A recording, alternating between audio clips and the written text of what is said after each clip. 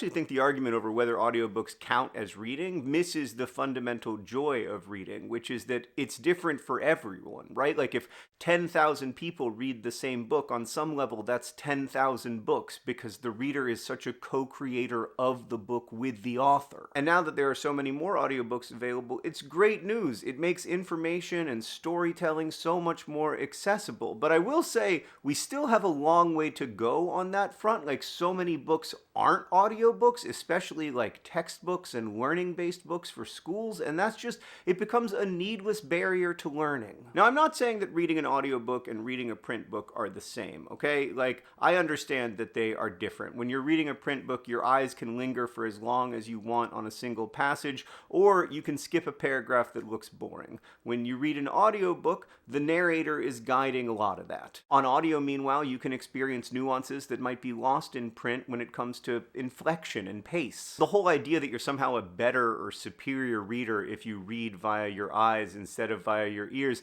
seems to me a legacy of a narrow way of understanding how we acquire knowledge and tell stories. Like I said, most people retain more information from audiobooks than from print books, and if the job of a book is, as Horace said so long ago, to delight and instruct, then audiobooks do that job. I mean, the Anthropocene reviewed audiobook has sold almost as well as the paperback. That explosion has been great news for readers who can now access stories in the ways that they want to, but it's also great news for authors because it means more people engaging with those stories. Many of the people who were termed so-called reluctant readers turn out to be voracious readers. They just want to read on audio. And now that audiobooks are being published simultaneously with the print version and the costs are lower, it really is reader's choice, and as an author, I don't care. I'm just delighted that you're reading it. Here's one irrefutable way in which I know that audiobook reading is reading. These days, I often go back and forth between audio and print, depending on where I'm at. Like, I don't want to read a print book while I'm washing the dishes because they're not waterproof. On the other hand, I don't want to read an audiobook while I'm going to bed at night because reading with my eyes relaxes me more. And they're both reading! I can tell that they're both reading because in both cases, I understand what's happening in the book. Both ways of reading reach into the way down deep and help me feel less alone